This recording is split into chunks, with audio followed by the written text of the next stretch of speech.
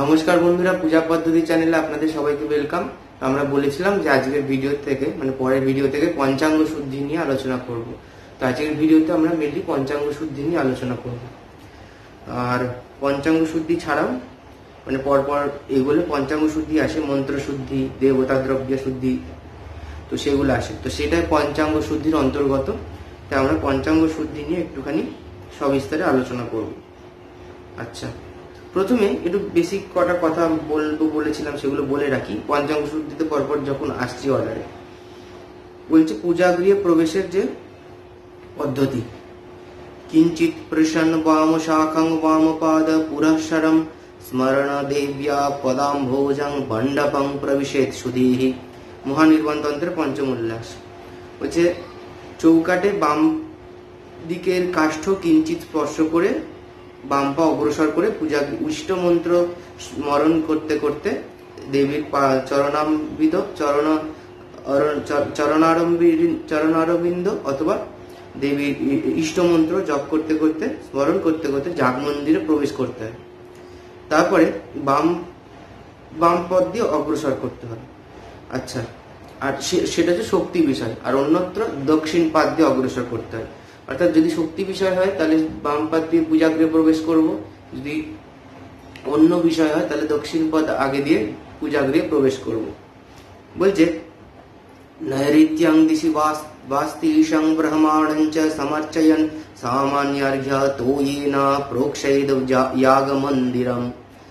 মহানির্বাণ তন্ত্রের পঞ্চম উল্লাস যে গৃহ মধ্যে প্রবেশ করিয়া নৈঋত কোণে এবং বাস্তু পুরুষায় নম ব্রহ্মণে নম এই মন্ত্রপাঠ পূর্বক গন্ধপুষ্প দ্বারা বাস্তু পুরুষ এবং ব্রহ্মার অর্চনা করতে হবে।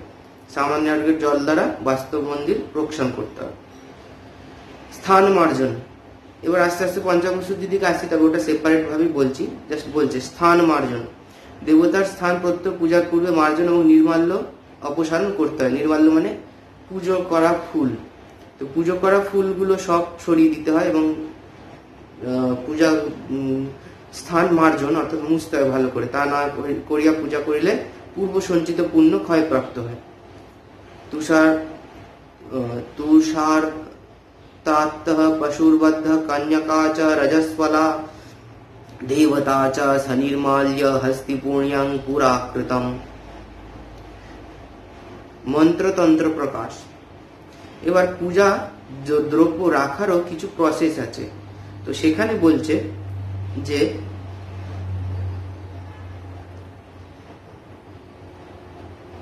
গন্ধ পুষ্পাক্ষতাদি দিংশ্চ দক্ষে দীপাংশ সর্বতঃ নৈবেদ্যং দক্ষিণে বামে পুরতো বা ন পৃষ্ঠতঃ ঘৃতদীপং দক্ষিণে তু তৈলদীপস্তু বামতঃ वामतस्तु तथा धूपम अग्रे वा न तु दक्षिणे निवेदयेत् पूर्वभागे गन्धपुष्पञ्च भूषणं सर्वं स्वदक्षिणे स्थाप्यं वामे च्वार्घं निवेदयेत् स्थापयेच्चर्व्यचोष्यादि नैवेद्यानि दिनि सन्निधौ करयोस्खालनार्थाय पृष्ठे पात्रं विनिर्दिशेत् स्वस्य शक्त्यानुरूपेण सर्वं सम्पाद्य यत्नतः पूजा द्रव्याणि संप्रोक्ष्य मूलमन्त्रेण साधकः दर्शयेद्धेनुमुद्रां च द्रव्यशुद्धिरितीरिता जयं नैवेद्य दीकं यत्तु पुष्पगन्धादिकं च यत् सर्वमाच्छादितं कार्यं यावदावाहयेत् परां राक्षसा प्रतिगृह्णान्ति निराच्छदनं यतः। বলছে পূজা দ্রব্য কিভাবে রাখবো তার নিয়ম। ঘরটার মার্জন করার কথা বললাম প্রথমে, তারপরে বলছে পূজার সমস্ত সামগ্রী সাজাতে হবে। কি করে? প্রথমে গন্ধপুষ্প, অক্ষত এবং ঘৃত দ্বীপ নৈবেদ্য দক্ষিণ ভাগে রাখতে হবে। তার মধ্যে বলছে দ্বীপ ঘৃতের হলে দক্ষিণে এবং তেলের হলে বাম ভাগে স্থাপন করতে হবে। ধূপ বাম দিকে অথবা দেবতার সম্মুখে স্থাপন করতে হবে, দক্ষিণে কদাপি স্থাপন করবে না। দক্ষিণ ভাগে প্রায় সমস্ত দ্রব্য স্থাপন করা যায়, কেবলমাত্র অর্ঘ্যকে নিজের বাম দিকে আমরা বলি না স্ববামে অর্ঘ্যম স্থাপয়িত, তাহলে বাম ভাগে অর্ঘ্য স্থাপন করতে হবে। দেবতার নিকটে চর্ব্য চোষ্য রাখতে হবে, নৈবেদ্য নিকটে চর্ব্য চোষ্যাদি রাখতে হবে। চর্ব্য মানে যেগুলো চিবিয়ে খেতে হয়, চোষ্যা মানে যেগুলো চুষে খেতে হয়, তাহলে চর্ব্য চোষ্যা এগুলো রাখতে হবে। হস্ত প্রক্ষালনের জন্য পৃষ্ঠদেশে পাত্র স্থাপন করতে হবে, এই রূপে দ্রব্য সাজাতে হবে, জলের ছিটা দিতে হবে, আর ধেনু মুদ্রা প্রদর্শন করে অমৃত কৃত্য। তারপর বলছে অস্ত্র নৈবেদ্য সমস্ত বলছে আচ্ছাদন করতে হবে। নৈবেদ্যাদি আচ্ছাদন না করলে সেটা রাক্ষস গ্রহণ করে, যেখানে বলছে সমাচ্ছাদিতং কার্য ইয়াবৎ আবাহেত পরাং রাক্ষসং প্রতিগৃহন্তি নিরাচ্ছাদনকং ইয়তঃ, অর্থাৎ যতক্ষণ আবাহন করছি, ইয়াবৎ আবাহেত পরাং, যতক্ষণ না আবাহন করছি ততক্ষণ সর্বাচ্ছাদিতং কার্যং, সবকিছু আচ্ছাদন করে রাখতে হবে, নাহলে কি হবে, রাক্ষসঃ প্রতিগৃহন্তি নিরাচ্ছাদনকং ইয়তঃ, নিরাচ্ছাদন করে রাখলে রাক্ষস প্রতিগৃহন্তি, তাহলে এটা বোঝা গেল। এরপর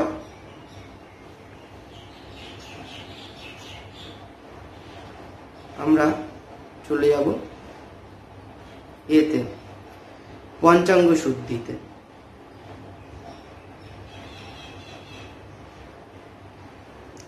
পঞ্চাঙ্গ শুদ্ধি প্রথমে বলছে কি কি নিয়ে পঞ্চাঙ্গ শুদ্ধি হয়।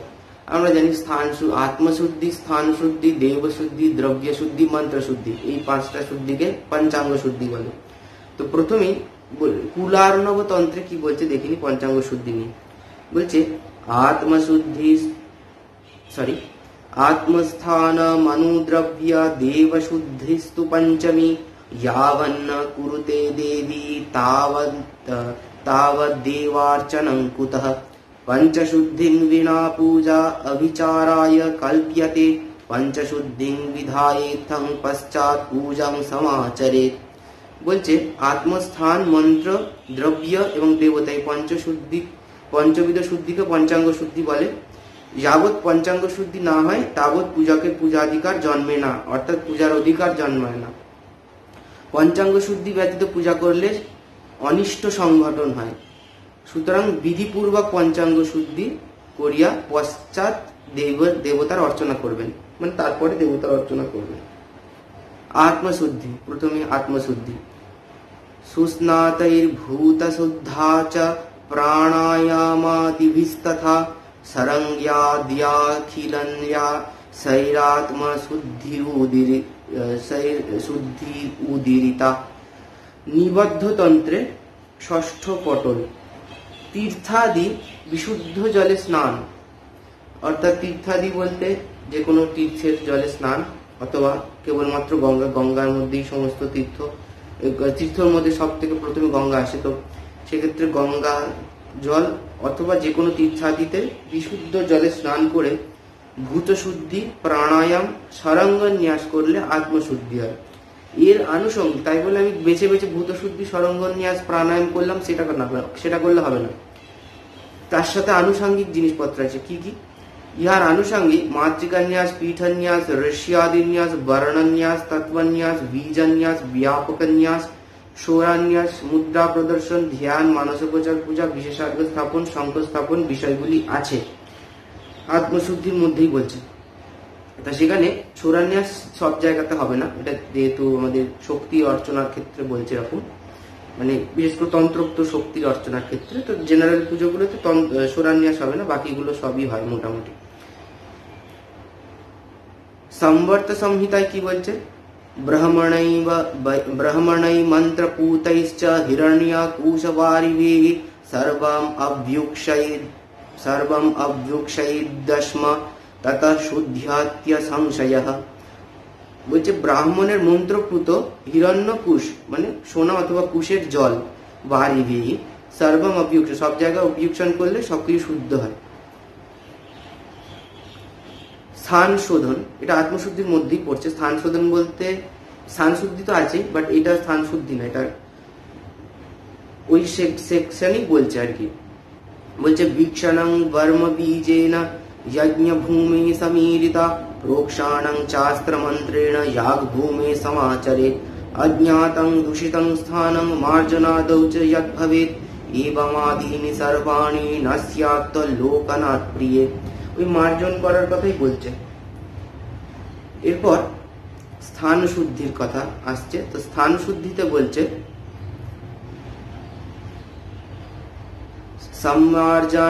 सम्मार्जनानुलेपना द्यैर्दर्पणोदरवत् शुभम् वीतान धूप दीपादि पुष्पमल्यादि शोभितम् पंचवर्ण रजोभिश्च स्थान शुद्धिरीतिरिता। নিবদ্ধ তন্ত্রের ষষ্ঠ পটল বলছে সম্মার্জন অনুলেপন, সম্মার্জন এবং অনুলেপন করে দর্পণ উদরের মতো পরিষ্কার করতে হবে। দর্পণ উদরবৎ শুভম, যে স্থানে পূজাদি কার্য করিবে সেই স্থানকে মার্জন এবং অনুলেপন করিয়া দর্পণের ন্যায় নির্মল করিবে, চকচকে। চন্দ্রাতব অর্থাৎ বিতান, চাঁদোয়া, ধূপ দ্বীপ পুষ্পমাল্য এই সকল দ্বারা স্থানকে সুশোভিত করবে এবং তারপরে পঞ্চবর্ণ চূর্ণ দ্বারা বিচিত্র করবে। অর্থাৎ ওই পঞ্চবর্ণে যে গুড়ির কথা বলা হয়েছে, পঞ্চগুড়ি, সেগুলো আমরা জানি, অনেকবার আলোচনা করেছি ঘট স্থাপন এবং আগেও। তো সেখানে সেইগুলো দিয়ে একটুখানি স্থানকে বিচিত্র করে সাজিয়ে আলপনা টালপনা দিয়ে সুন্দর করে সাজাতে হবে। এইরূপ করাকেই স্থান শুদ্ধি বলে। আসন শোধন, গ্রন্থিবন্ধন, ভূমি শোধন, জল শোধন, পুষ্প শোধন, এগুলো সবকিছুই স্থান শুদ্ধির অন্তর্গত। মুখ শোধন, বিঘ্ন নিবারণ, ভূতাপসারণ, দিগ্বন্ধন, গুরুপঙ্ক্তি প্রণাম, এই সব কটাই স্থান শুদ্ধির অন্তর্গত। মন্ত্র শুদ্ধি, তৃতীয়তে বলছে মন্ত্র শুদ্ধি। আচ্ছা, তার আগে আরেকটা জিনিস বলি। ভূমি শুদ্ধির ক্ষেত্রে বলছে মধুকৈটবয়োর মেদঃ সংঘাতৈর দৃঢ়তাঙ্গতা মেদিনী সর্বা শুদ্ধা सूरपूजासु सर्वतः तसा दोषस्य मोक्षाय कामबीजं क्षितौलिके पंचवर्णं रजश्चित्रा नानागन्ध समन्विता पुष्प प्रकर संकीर्णा घंटा चाम्र भूषिता बालार्घ सदृशी रम्या मन संतोषकारिणी एवं भूमिं समाश्रित्य पूजयेत परमेश्वरी। মধুকৈটবের মেদ থেকে যেহেতু মেদিনী তৈরি হয়েছে সেই ক্ষেত্রে ওই শুদ্ধির কথাটা বলছে এখানে। আচ্ছা, मंत्र शुद्धिते चले जाइए আমরা। मंत्र शुद्धिते বলছে গ্রথিত্বা মাতৃকা বর্ণৈ মূল মন্ত্রাক্ষরাণি চ ক্রমোত ক্রমাদি রাবৃত্য मंत्र শুদ্ধিরিতিরিতা। নিবন্ধ তন্ত্রের ষষ্ঠ পটল বলছে মাতৃকা বর্ণ দ্বারা অনুলোম এবং বিলোম ক্রমে মন্ত্র বর্ণ পুটিত করিয়া দুইবার পাঠ করতে হবে, একবার অনুলোম এবং একবার বিলোম ক্রমে। দেবতার মূল মন্ত্র মাতৃকা বর্ণ দ্বারা পঠিত করিবে, তারপর ইহার অন্যান্য ক্রমে মূর্তি কল্পনা, ইহার অনন্য ক্রম মূর্তি কল্পনা, করাঙ্গন্যাস, আবাহন, চক্ষুদান, প্রাণ প্রতিষ্ঠা এবং তর্পণ এবং পূজা। অর্থাৎ মন্ত্র শুদ্ধির আলাদা ক্রম, যেরকম আত্মশুদ্ধির মধ্যে বললাম এগুলো পড়ে, স্থান শুদ্ধির মধ্যে বললাম এগুলো পড়ে, তেমনি মন্ত্র শুদ্ধির মধ্যেই এগুলো পড়ে। তো বলছে যেটা বললাম সেটা তো বোঝা গেছে, অনুলোম আর বিলোম। আর এই মন্ত্র শুদ্ধির মধ্যে কি কি পড়ছে? মূর্তি কল্পনা, করাঙ্গন্যাস, আবাহন, চক্ষুদান, প্রাণ প্রতিষ্ঠা, তর্পণ এবং পূজা।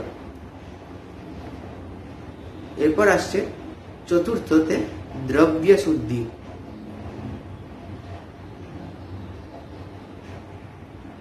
দ্রব্য শুদ্ধিতে বলছে পূজা দ্রব্যাণি সংপ্রোক্ষ্য মূলাশ্চৈস্ত্র বিধানতঃ দর্শয়ে ধেনু মুদ্রাদিন দ্রব্য শুদ্ধি প্রকীর্তিতা। নিবদ্ধ তন্ত্রের ষষ্ঠ পটল বলছে পূজা দ্রব্য সকল তিনবার মূল মন্ত্রে কুশাগ্র দ্বারা প্রোক্ষণ করিয়া ধেনু মুদ্রা প্রদর্শন করলে দ্রব্য শুদ্ধি হয়। দ্রব্য শুদ্ধি ক্ষেত্রে কি কি দ্রব্য? অর্থে পূজা দ্রব্য, পাদ্য, অর্ঘ্য, আচমনীয়, স্নানীয়, গন্ধপুষ্প, ধূপদীপ, নৈবেদ্য ইত্যাদিকে পূজা দ্রব্য বলে। এবার বলছে পঞ্চমে দেব শুদ্ধি। দেব শুদ্ধিতে কি বলছে? पीठदेवीं प्रतिष्ठाप्य सकलीकृत्य मंत्रविद मूलमंत्रेण माल्यादीन् धूपादीनूकेन च त्रिवारं प्रोक्षयेद् विद्वान् देवशुद्धिरितिरिता। বিবদ্ধ তন্ত্র ষষ্ঠ পটল বলছে সাধক পীঠ শক্তি ও পীঠ দেবতা সকলের পূজা করিয়া মূল মন্ত্রে সকলীকরণ মুদ্রায় সকলীকরণ করিবে এবং মূল মন্ত্রে মাল্যাদি ধূপ ও দীপ প্রোক্ষণ করিবে, তা হইলে দেবশুদ্ধি হইবে। তাহলে পঞ্চাঙ্গ শুদ্ধি নিয়ে আলোচনা করলাম। তার তৎপত্রয় আমরা আগে বলেছিলাম। তারপরে তৎপত্রয় আসে ভূত শুদ্ধিং মহেশানি ন্যাসাং পরম দুর্লভং প্রাণায়ামং তত কুর্যাৎ তত্রত্বয় মিলং স্মৃতম তৎপত্রয় বিনা দেবী সিদ্ধ বিদ্যাং জপেত তু ইহ তস্য সর্বাত হানি স্যাজ জপঞ্চ বিফলং প্রিয়। এটা আগের দিন আলোচনা করেছিলাম। তো তাহলে পঞ্চাঙ্গ শুদ্ধি কেন করব এবং কিভাবে করব এগুলো বলা হলো। তাই আমরা আবার একটু কালী পুজোতে ফিরে আসি। আমরা আন্তরিক্ষ বিঘ্ন নিবারণ অর্থাৎ বিঘ্নত্রয় নিবারণ পর্যন্ত আগের ভিডিওতে দেখেছিলাম। তাহলে এই ভিডিওতে আমরা এই দেবতা পূজা দ্রব্য শুদ্ধি পঞ্চাঙ্গ শুদ্ধিতে কি করবো, যেখানে প্রথমেই দেবতা পূজা দ্রব্য শুদ্ধি, দেবতা শুদ্ধি পরে আগে পূজা দ্রব্য শুদ্ধি। বীজ ফট এই মন্ত্র উচ্চারণ করে 3 বার পূজা দ্রব্য প্রক্ষান করে ধেনু মুদ্রা প্রদর্শন করতে হবে, আমি যেটা বললাম। তো যেই বীজ আমি পুজো করবো সেই বীজ ফট বা মূল মন্ত্র আর কি। এরপর মন্ত্র শুদ্ধি। মন্ত্র শুদ্ধিতে জিনিসটা বললাম, এবার একটুখানি বলি। সেটা হচ্ছে আমি যেই বীজে পুজো করব সেই বীজকে মাতৃকা বর্ণ দ্বারা পুটিত করতে হবে। মাতৃকা বর্ণ পুটিত না, কিন্তু মাতৃকা বর্ণ দ্বারা পুটিত, অর্থাৎ মাতৃকা বর্ণ দিয়ে বীজ পুটিত হবে। কিরকম? অং বীজ অং, আং বীজ আং। এবার আমরা দেখেছিলাম বিগত পুজোগুলোতে, দুর্গা পুজো এবং সরস্বতী পুজো, এই দুটো আমরা ডিটেলে দেখেছিলাম। তো সেক্ষেত্রে আমরা অং কং চং টং টং পং এইভাবে করেছিলাম। সং ইয়ং অষ্টবর্গের আদ্য অক্ষরগুলোকে নিয়ে আমরা করেছিলাম। কিন্তু যেহেতু তন্ত্রোক্ত পুজো, তাই এখানে বলছে পুরো করতে হবে, সংক্ষেপ করলে হবে না। পৌরাণিক বা বৈদিক পুজোতে আমরা সংক্ষেপ করে থাকি, তন্ত্রোক্ত পুজোতে পুরো করতে হবে, অ থেকে একদম শেষ পর্যন্ত এবং শেষ থেকে আবার অ পর্যন্ত। তাহলে জিনিসটা কিরকম হবে? অং বীজ অং, আং বীজ আং, ইং বীজ ইং, ইং বীজ ইং, উং বীজ উং, উং বীজ উং, রিং বীজ রিং, রিং বীজ রিং, লিং বীজ লিং, লিং বীজ লিং, এং বীজ এং, আইং বীজ আইং, ওং বীজ ওং, অং বীজ ওং, অং বীজ অং, আহ বীজ আহ, কং বীজ কং, খং বীজ খং, গং বীজ গং, ঘং বীজ ঘং, ইয়ং বীজ মং, চং বীজ চং, ছং বীজ ছং, জং বীজ জং, ঝং বীজ ঝং, ইয়ং বীজ ইয়ং, টং বীজ টং, ঠং বীজ ঠং, ডং বীজ ডং, ঠং বীজ ঠং, রং বীজ রং, টং বীজ টং, থং বীজ থং, দং বীজ ধং, ধং বীজ ধং, নং বীজ নং, পং বীজ নং, ফং বীজ ফং, वং বীজ বং, ভং বীজ ভং, মং বীজ মং, यं বীজ यं, রং বীজ রং, লং বীজ লং, ওয়াং বীজ বং, শং বীজ শং, শং বীজ শং, সং বীজ সং, হং বীজ হং, লং বীজ লং, শং বীজ শং। পুনরপি এটা অনুলোম এবং বিলোমে। শং বীজ শং, লং বীজ লং, হং বীজ হং, সং বীজ সং, শং বীজ শং, শং বীজ শং, ওয়াং বীজ বং, লং বীজ লং, রং বীজ রং, यं বীজ यं, মং বীজ মং, ভং বীজ ভং, ওয়াং বীজ বং, ফং বীজ ফং, পং বীজ পং, নং বীজ নং, ধং বীজ ধং, দং বীজ দং দং, থং বীজ থং, তং বীজ তং, রং বীজ রং, ডং বীজ ঢং বীজ ঢং, ডং বীজ ডং, ঠং বীজ ঠং, টং বীজ টং, ইয়ং বীজ ইয়ং, ঝং বীজ ঝং, জং বীজ জং, ছং বীজ ছং, চং বীজ চং, ওয়াং বীজ ওয়াং, ঘং বীজ ঘং, গং বীজ গং, রং খং বীজ খং, কং বীজ কং, আহ বীজ আহ, অং বীজ অং, ঔং বীজ ঔং, ওং বীজ ওং, ऐं बीज ऐं, एं बीज एं, लिंग बीज लिंग, लिंग बीज लिंग, रिंग बीज रिंग, रिंग बीज रिंग, उंग बीज उंग, उंग बीज उंग, इंग बीज इंग, इंग बीज इंग, आंग बीज आंग, অং বীজ অং। তাহলে এই পুরোটা করলে আমার মন্ত্র শুদ্ধি হবে। এরপর আমরা মন্ত্র শুদ্ধি, দ্রব্য শুদ্ধি বললাম। দেবতা শুদ্ধিটাকে, দেব শুদ্ধিটাকে আমরা কয়েকটা পার্টে ভাগ করেছি। যেমন সকলীকরণ, ওগুলো প্রাণ প্রতিষ্ঠার সময় আমরা করে থাকি। আর ধূপমাল্যাদি প্রোক্ষণ সেটা চাইলে আগেও করে ফেলতে পারি, পরেও করতে পারি, তখন এমনিও প্রোক্ষণ করব।